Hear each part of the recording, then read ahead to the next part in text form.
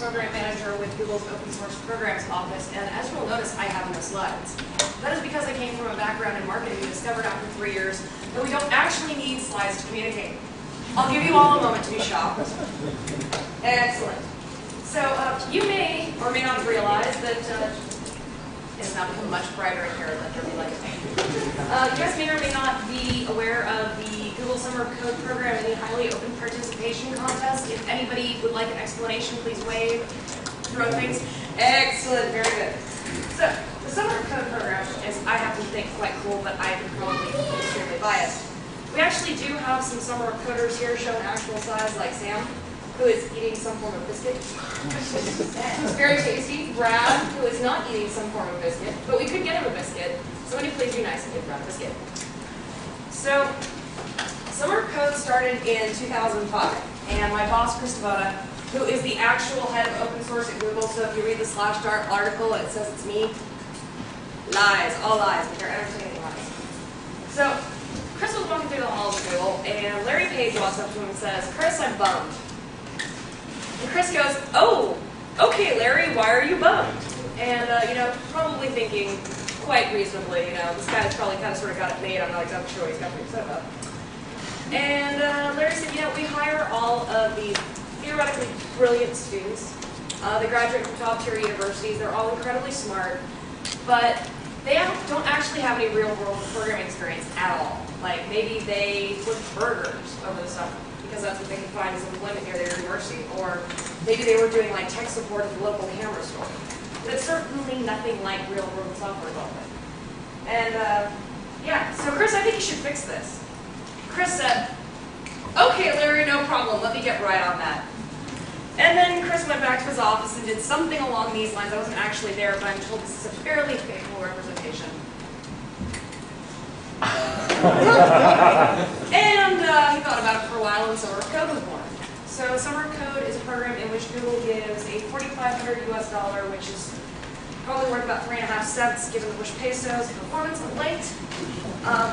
Oh, wait a minute, hold on. I mean George W. Bush peso, just to be very clear. I was kindly informed by my personal Aussie friend here that that could be insulting, so I apologize. It certainly wasn't meant to be. I love you, Lynn. Anyway, so we have students $4,500 to work on a coding project over the summer. It's basically an attempt to give students a chance to work in real-world computer science, while they're on holiday. Is there anybody here who would like to point out that it's not your summer during our summer? Because I get that a lot, so you can just go ahead and do it now. Yes. Okay, thank you.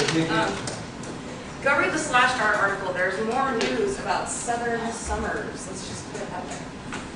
Anyway, so a student gets paired up with a mentor from an open source project, like this open source project shown here after the slides, and they write code over the summer, and as long as everything goes well, they get money, and they get a t-shirt, which apparently is the most important part of participation. No, I am not kidding. You would be shocked at the number of applications, both from students and participating open source projects, that specifically mention the t-shirt. Why do you want to be part of Summer of Code?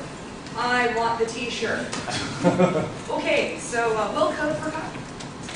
So the Highly Open Participation Contest is our latest and greatest initiative. It is meant to get secondary school students, or at the very least pre-university students, involved in all aspects of open source development. This is writing documentation, user experience research, creating training materials, writing code, all that sort of fabulous stuff. And the reason that GHOP came about was we heard a couple of different things. One, why don't you have any programs for high schoolers? Okay, yes, it's very good. Believe it or not, Google cannot actually solve all the world's problems, but we're working on it, slowly but surely. Other reasons why we wanted to do this, well, it makes our VPs happy, so that's good too.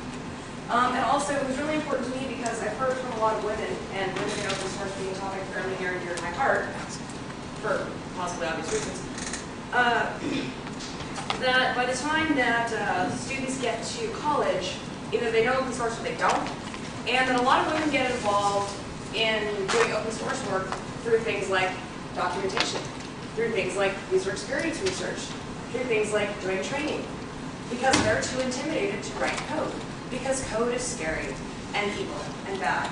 I can neither confirm nor deny this to them because I don't actually write code, but in any case, this gave us an opportunity to actually help out and get younger people involved in open source.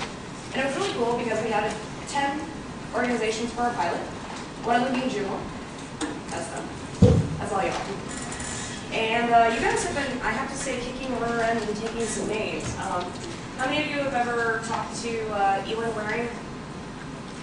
How about the rest of you? MCS Mom.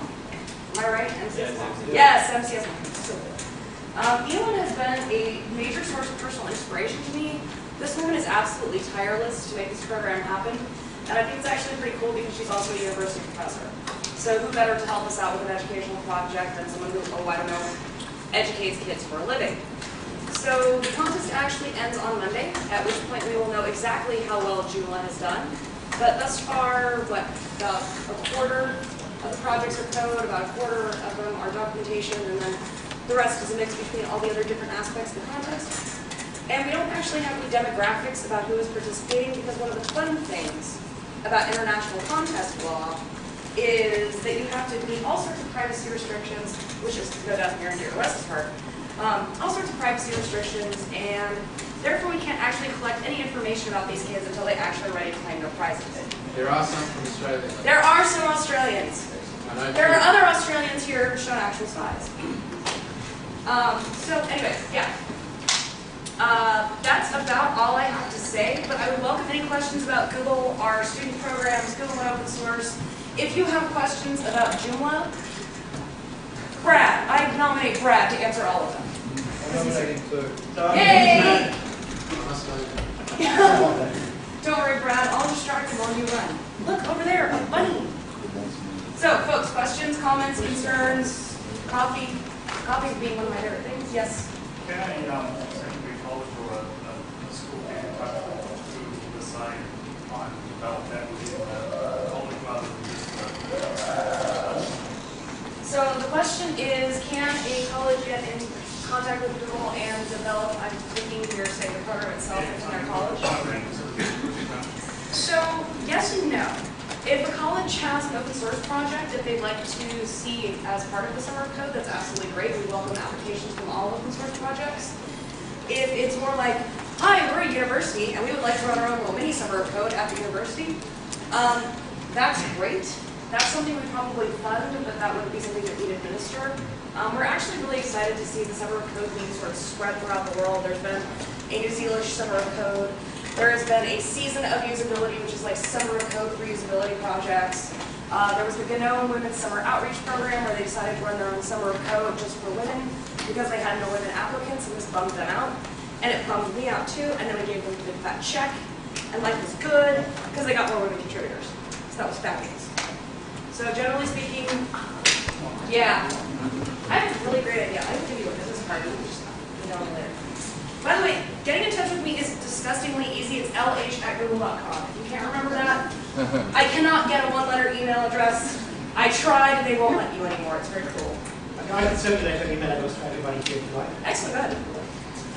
Good. If I don't answer my email within 48 hours, chances are I'm dead. Yes, dear. Is there any truth to the rumours that Leslie Hawthorn, according to itnews.com.au, spread about a summer of code in the Southern Hemisphere summer?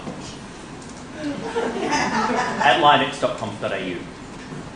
Well, yeah, that's sort of in the Slash article, but I'm much happier to hear that it's not just for Slash anymore. So Google never pre-announces products or programs. But if we were thinking about doing a Southern Hemisphere summer of code, which, by the way, wouldn't just be an Australian summer of code. There's a lot in the Southern Hemisphere. I know a lot of it's water, but there is a lot more landmass, too. We would possibly think about talking about that in October-ish. But, you know, I have no idea about that. You're going to have to ask somebody else. In fact, I'm not even the Leslie Hawthorn you're looking for. She actually left town earlier today. I've heard about that. Anything else? You have been a lovely captive audience. I'm surprised no Rotten Tomatoes have been thrown. You can throw Rotten Tomatoes, I definitely. What's been your youngest participant in this program? Our youngest participant has been 13 years of age because we are not legally allowed to engage anyone younger than 13 years of age. We do, however, have a 12-year-old mentor who is too young to participate in the contest, so therefore is mentoring other students. He gets 2 t-shirts.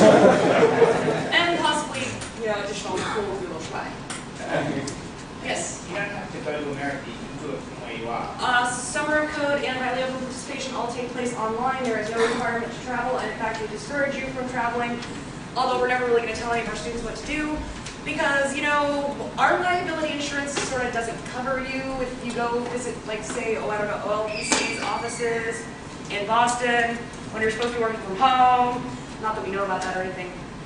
There you go. Yes? Any prior knowledge required on the There isn't any prior knowledge required on the part of the student entrance. We do generally encourage our students to get involved actively with the open source project before any program starts. That doesn't mean you have to suddenly wake up one day and go, here's all the code that I can write.